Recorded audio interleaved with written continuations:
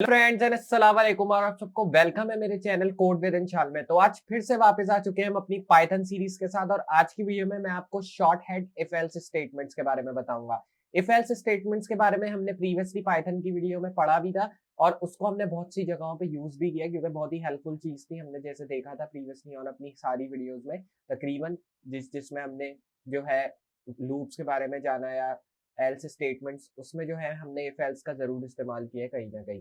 आज की वीडियो में शॉर्ट हैंड इफ एल्स के बारे में बताऊंगा जो कि एक इजी तरीका है एक्सप्रेशंस को लिखने का। इससे जो है आपकी पाइथन वाइज जिंदगी बहुत आसान हो जाती है। अगर आप पाइथन में कोड लिख रहे हैं और आपको आसानी चाहिए तो short hand if else statement जो है उसके लिए बहुत काम का होता है। तो बहुत ही अमेजिंग वीडियो होने वाली है और मुझे उम्मीद है आपको short hand if else statement के बारे में बहुत सी चीजें इस वीडियो में समझ में आएंगी और क्लियर भी होगा कि इफ एल्स स्टेटमेंट और short hand if else statement में क्या फर्क है। तो बहुत ही अमेजिंग वीडियो होने वाली है, मिस मत कीजिएगा कोई भी पार्ट इस वीडियो से। अगर आपको जानना है शॉर्ट एंड डिफेंस स्टेटमेंट्स है क्या तो वेट किस बात का, चलते हैं कंप्यूटर स्क्रीन के ऊपर and let's get started with our amazing Python video from start.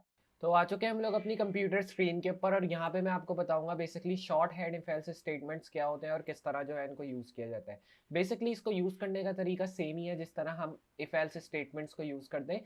Just इसमें डिफरेंस ये होता है short hand if else statement जो होती है वो आप एक लाइन में लिख सकते हैं, मतलब उसमें ज़्यादा कोड्स लिखने की ज़रूरत नहीं होती है। एक तरह से आप कह सकते हैं शॉर्टकट है ये इफ एल्स स्टेटमेंट्स को लिखने का। जैसे इफ एल्स स्टेटमेंट जब हम लिखते हैं तो हमें एक बड़ी बड़ी स्टेटमेंट्स डाल दें कि ये होगा तो फिर एल्स में ये होगा, अगर ये करना है तो अगर ये नहीं हुआ तो एल्स में ये होगा। तो हम एक बड़ी बड़ी स्टेटमेंट्स डालते हैं जिसमें हम बहुत सारी लाइन्स का इस्तेमाल करते हैं। लेकिन शॉर्ट हैंड में क्या है, उसमें ये है कि आप जो है एक लाइन में पूरी एल्स स्टेटमेंट्स का इस्तेमाल कर सकते हैं जैसे मैंने यहाँ पे किया है। जो जब भी आप एल्स स्टेटमेंट का इस तरह इस्तेमाल करें तो इसको as a shorthand if else statement कहा जाता है। इसको आप ये नहीं कह सकते ये नॉर्मल मैंने इफ एल्स स्टेटमेंट का इस्तेमाल किया है। मैंने कुछ एग्जांपल इसकी यहाँ पे ऑलरेडी डाली हुई है, मैं अगर आपको दिखाऊं तो इसमें मैंने जो पहली एग्जांपल डाली हुई है उसमें मैंने ये लिखा है कि मैंने एक वेरिएबल में कुछ वैल्यूज डाल दी है नंबर की, उसके साथ बी वेरिएबल। अभी इसको रहने दें, इसको एक तरह से आप समझे ये है ही नहीं। अभी नीचे वाली चीज़ पे फोकस करते हैं जो कि ये मैंने लिखी है। अब इसका मतलब क्या है जो मैंने नीचे चीज़ें लिखी हैं, पहले मैं कंसोल को रिमूव कर दूँ। ओके वापस रन करते हैं ताकि कंसोल तो है, मैंने बाय मिस्टेक कंसोल को ही रिमूव कर दिया। ओके सही है, इसको अभी मैं ऊपर कर देता हूँ। ओके अब सही है। तो अब जो है मैंने इधर क्या लिखी है वैल्यू, मैंने इधर लिखी है प्रिंट ए। अब इसमें मैंने प्रिंट ए लिख दिया, इसमें कोई बड़ी बात नहीं है। इसमें मैंने जस्ट इससे कहा है कि ए प्रिंट करके दो मुझे। लेकिन अगर मैं यहाँ पे ये करूँ कि मैं इससे कहूँ कि प्रिंट करो मुझे 9 if A greater than B, वरना मुझे इसकी जगह बी प्रिंट करके दे दो। बी जो कि होगा हमारे स्ट्रिंग में। अब इफ एल्स में मैंने क्या लिखा है, इफ और A equal to B, B में मैंने लिखा है यहाँ पे if A equal to B. तो सही है, अगर नहीं है तो फिर मुझे बी प्रिंट करके दो जैसे मैंने इधर लिखा है यही चीज़। अब मैं क्या करूँगा, मैं यहाँ पे बी की जगह इक्वल टू कर दूंगा क्योंकि ऑब्वियसली मैंने नीचे बी लिखा है तो दो जगह प्रिंट हो जाएंगी चीज़ें। अब आप देखें कि इधर मुझे प्रिंट क्या होना चाहिए, क्या चीज़ प्रिंट होनी चाहिए। अभी इसको मैं कॉमेंट आउट कर देता हूँ, इसको दोनों को कॉमेंट आउट कर देते हैं वरना ये नीचे वाली चीज़ भी प्रिंट हो जाएगी। अब इसमें मैंने लिखा है print 9 if A greater than B, else print equal to if A equal to B, else print B. इसका यही मतलब हो गया कि प्रिंट 9 करो अगर ए ग्रेटर देन बी है। तो क्या ए ग्रेटर देन बी है, अगर हम देखें यस ए जो है ग्रेटर देन बी है। तो चले आगे बढ़ते हैं। अब ए ग्रेटर देन बी है तो ये हमें 9 प्रिंट कराना चाहिए। अगर नहीं है तो इक्वल टू प्रिंट कराए। तो अब देखते हैं कि दोनों में से क्या चीज़ हमें प्रिंट होती हुई नज़र आती है। तो मैं क्या करूँगा, सिंपली मैं इसको स्टॉप करूँगा और फिर से अपने कंसोल को रन करूँगा आउटपुट देखने के लिए क्या आउटपुट मुझे दे रहा है ये। मैं यहाँ पे करूँगा रन। रन करने के बाद इसने मुझे आउटपुट 9 दिया। 9 आउटपुट क्यों दिया ऑब्वियसली इसलिए दिया क्योंकि ए हमारा जो है वो ग्रेटर देन बी है, इस वजह से इसने मुझे ये आउटपुट दिया। लेकिन अगर मैं ये करूँ कि ये जो वैल्यू मैंने ए में लिखी है यही मैं ले जाऊँ बी के अंदर, तो मैं क्या करूँगा, ये वैल्यू मैं ले जाऊँगा बी के अंदर और ये जो ऊपर वैल्यू लिखी है इसको मैं 33 कर दूंगा। सही है, स्टॉप करते हैं वापस रन करते हैं तो अब आप आउटपुट देखेंगे डिफरेंट होगा। आउटपुट अब क्या आ रहा है, बी। आउटपुट बी क्यों आ रहा है, ऑब्वियसली क्योंकि इसमें क्या लिखा है मैंने print 9 if A greater than B. अब तो ए ग्रेटर देन बी नहीं रहा, ए अब छोटा हो गया बी से, तो ऑब्वियसली फिर इसने प्रिंट करा इक्वल टू। फिर मैंने इससे कहा कि if A equal to B else print B. अगर ए इक्वल टू बी है मतलब ए और बी सेम है तो नॉर्मली ये इक्वल टू प्रिंट कर दो, लेकिन अगर नहीं है तो फिर बी प्रिंट करके दो। तो उसने मुझे क्या प्रिंट करके दिया, बी। अब बी मैंने स्ट्रिंग में क्यों लिखा है, इसका जवाब आप खुद ही थे, क्योंकि मैंने बहुत सी वीडियोस में बताया हुआ है कि हम स्ट्रिंग में कोई वैल्यू क्यों लिखते हैं। इंटीजर वैल्यू आप स्ट्रिंग के बाहर लिख सकते हैं, लेटर वैल्यू कभी भी, ये वर्ड वैल्यू कभी भी आप स्ट्रिंग के बाहर नहीं लिख सकते। अगर आप लिखते हैं तो आपको सिंटैक्स एरर मिलेगा, जो कि आपको मिला भी होगा अगर आपने चेक करा होगा तो ये चीज़ है। तो इस तरह जो है मैंने यहाँ पे वैल्यूज़ को चेंज किया, और वैल्यूज़ को चेंज करने के बाद इससे मुझे डिफरेंट आउटपुट शो किया। जैसे पहले 9 शो किया क्योंकि ए उस वक्त हमारा ग्रेटर था, लेकिन जब मैंने ए की वैल्यू को छोटा किया और बी की वैल्यू को बढ़ा दिया तो इसने मुझे आउटपुट डिफरेंट शो किया, क्योंकि मैंने एल्स स्टेटमेंट्स में डिफरेंट चीज़ें ऐड की हुई हैं। तो कुछ इस तरह आप short hand if else statements का इस्तेमाल कर सकते हैं। ये कुछ मैं एग्जांपल्स आपको दिखाना चाह रहा था। इसी तरह मैंने एक और एग्जांपल यहाँ पे अभी कमेंट आउट की थी थोड़ी देर पहले, क्योंकि मैं जस्ट आपको ऊपर वाली दिखाना चाह रहा था।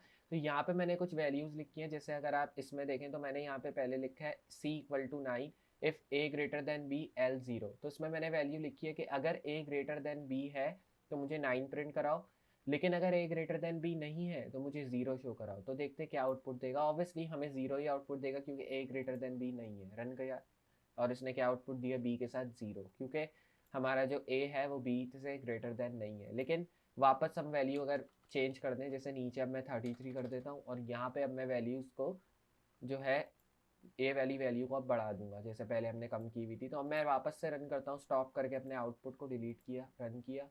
तो अब आपने देखा दोनों जगह 9 शो कर दिया, क्योंकि मैंने दोनों जगह यही चीज़ लिखी है कि print 9 if A greater than B, और इधर भी यही लिखा है print 9 if A greater than B. तो सिंपली ये चीज़ है। यहाँ पे मैंने जो है वेरिएबल के अंदर ये चीज़ लिख के वेरिएबल को प्रिंट कराया, लेकिन ये चीज़ ज़रूरी नहीं है वेरिएबल के साथ करें, आप जो है इसको सेपरेटली भी कर सकते हैं। तो मेरा मकसद सिर्फ ये था, मैं आपको एक दफ़ा यही चीज़ वेरिएबल के साथ करके दिखाऊँ और दूसरी दफ़ा ये सेपरेटली करके दिखाऊँ, जैसे मैंने यहाँ पे किया है। लेकिन यहाँ पे आपको एक खास चीज़ ये ख्याल रखना है कि अगर आप कोई भी वैल्यूज़ यहाँ पे लिख रहे हैं ग्रेटर देन या लेस देन करके, तो वो वैल्यूज़ आपको जो है वेरिएबल में लिखनी भी होगी एज अ नंबर, ताकि आप इसको पाइथन इसको कंसिडर कर सके कि कौन सी वैल्यू बड़ी है छोटी है। क्योंकि नंबर वैल्यू तो है नहीं ए या बी जो हम इसको कंसिडर कर ले, ए बड़ा है बी से या बी बड़ा है ए से, इस तरह तो नहीं हो सकता। तो हमें जो है इसके वेरिएबल्स के अंदर कुछ वैल्यूज़ डालनी होगी जिससे हम कंसिडर कर सकें या पाइथन कंसिडर कर सके कि कौन सी वैल्यू बड़ी है और कौन सी वैल्यू छोटी है। तो ये चीज़ करना ज़रूरी है, वरना आपको साइंटेक्स एरर आ जाएगा, जैसे मैंने आपको यहाँ पे बताया था अगर आप बी को स्ट्रिंग्स में नहीं लिखते तो यहाँ पे अब मैंने क्या वैल्यूज़ लिखी थी, आपने देखा कि मैंने यहाँ पे 9 को जो है ए मतलब ए को मैंने बड़ा कर दिया ए की वैल्यू को, और बी की वैल्यू को जब हमने छोटा किया तो हमें इसने आउटपुट किया दिया 9 दोनों जगह, क्योंकि मैंने दोनों जगह यही चीज़ लिखी है। लेकिन अगर मैं दोनों वैल्यूज़ को सेम करता हूँ तो मुझे क्या आउटपुट देगा ये वो देखते हैं।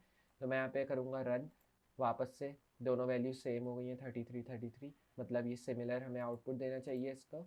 तो मैं क्या करूँगा, रन यहाँ से रन करने के बाद इसने मुझे क्या आउटपुट दिया, इक्वल टू क्यों दिया, क्योंकि मैंने इसमें क्या लिखा है कि A if A greater than B else print equal to. तो इसमें क्या है, दोनों वैल्यूज़ जो हैं वो ग्रेटर देन नहीं है, एक दूसरे के ग्रेटर देन नहीं है, तो इसलिए इसने मुझे क्या शो किया, इक्वल टू।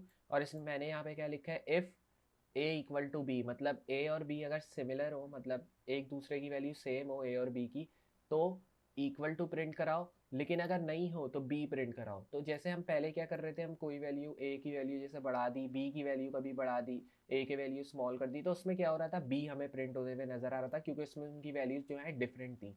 इसमें मैंने क्या लिखा है, अगर ए इक्वल टू बी है मतलब दोनों सिमिलर हैं तो हमें इक्वल टू आउटपुट में चाहिए, लेकिन अगर नहीं है तो फिर बी प्रिंट कराओ। तो दोनों सिमिलर वैल्यूज हैं, अगर आप देखें तो 33 दोनों पे मैंने लिख दिया है, तो इसलिए इसने मुझे आप क्या प्रिंट कराया है, इक्वल टू। और सिंपली नीचे मैंने यही चीज़ नहीं लिखी है, तो अगर नीचे भी हम लिखना चाहें तो वो लिख सकते हैं। अगर मैं यहाँ लिखूँ ए इक्वल टू बी, तो यहाँ पे मैं क्या लिखूँगा, ए इक्वल टू बी एल 0, तो अब वैल्यू मैं 5 कर दूंगा। तो अब मुझे क्या प्रिंट होना चाहिए, यहाँ पे 5 होना चाहिए 0 की जगह। तो मैं वापस स्टॉप करके रन करूँगा, अब आप देखेंगे 5 हमें प्रिंट होते हुए नजर आएगा। तो आपने देखा 5 नज़र आ चुका है, क्योंकि दोनों वैल्यूज़ हमारी सेम है ए और बी की। लेकिन अगर मैं दोनों वैल्यूज़ वापस से चेंज कर दूँ, जैसे इधर 33 हो गई, इधर 34 हो गई वैल्यू, तो अब क्या होगा, अब जो है डिफरेंट आउटपुट्स देखने को मिलेंगे। यहाँ पे बी नज़र आ जाएगा पहला आउटपुट जो हमारा आएगा, दूसरे आउटपुट में हमें 0 देखने को मिलेगा, क्योंकि अब हमारी वैल्यूज़ जो है वो चेंज हो चुकी हैं, अब सिमिलर नहीं रही हैं इस वजह से। तो मैं क्या करूँगा, यहाँ पे रन वापस से अपने आउटपुट को, तो इसने क्या शो किया, पहले बी शो किया जो मैंने आपको बताया, और दूसरी बार 0 शो किया, क्योंकि हमारी जो वैल्यूज़ हैं वो सिमिलर नहीं रही हैं, वो चेंज हो चुकी हैं। इसलिए मैंने यहाँ पे लिखा था if A equal to B, तो 5 शो करो, लेकिन अगर नहीं होगा तो फिर नॉर्मली 0 शो कर दो। तो इसने मुझे 0 शो कर दिया, और यहाँ पे बी शो कर दिया, जो कि हमने पहले भी देखा था। तो सिंपली ये चीज़ है जो कि मैं आपको दिखाना चाह रहा था short hand if else statements के बारे में। तो मुझे उम्मीद है आपको समझ में आया होगा basically short hand if else statement है क्या। सिंपल सी चीज़ है, ज़्यादा कुछ इसमें है नहीं। जो कि एल्स स्टेटमेंट्स में हम करते थे वही short hand if else statement में करते हैं। जस्ट इसमें डिफरेंस ये है कि ये थोड़ा शॉर्ट वे में हो जाता है और एल्स स्टेटमेंट में थोड़े और कोड्स आपको यूज़ करने होते हैं अगर आपको उसको एल्स स्टेटमेंट्स में बदलना है। तो मुझे उम्मीद है आपको जो है बहुत ही अमेजिंग लगी हुई ये वीडियो, जिसमें मैंने एक लाइन में आपको इफ एल्स स्टेटमेंट्स के बारे में बता दिया। अगर कोई बिगनर हो, अगर उनको इफ एल्स स्टेटमेंट्स के बारे में जानना हो और वो शॉर्ट वे में समझना चाहते हैं इसको, तो आप short hand if else statement को देख सकते हैं मेरी इस वाली वीडियो को, जिससे आपको बहुत ही हेल्प मिलने वाली है। तो अगर आपको ये वीडियो अच्छी लगे और वीडियो पसंद आई है स्टार्ट टू एंड, तो वीडियो को लाइक करना ना भूलें। और अगर चैनल पर नए इसी तरह की नई वीडियोज़ देखना चाहते हैं तो चैनल को ज़रूर सब्सक्राइब कर दें। साथ ही साथ नोटिफिकेशन बेल ऑन करना ना भूलें, ताकि इस तरह की मैं कोई भी पाइथन वीडियो अपलोड करूँ फ्यूचर में उसका नोटिफिकेशन पहले आपको मिले। और लाजमी वीडियो को शेयर ज़रूर कर दें ताकि और लोग सीख सकें इन सब अमेजिंग पाइथन वीडियोस के बारे में। तो मैं मिलता हूँ अगली वीडियो में इसी तरह की अमेजिंग और हेल्पफुल पाइथन वीडियोस के साथ। तब तक के लिए अल्लाह हाफिज़।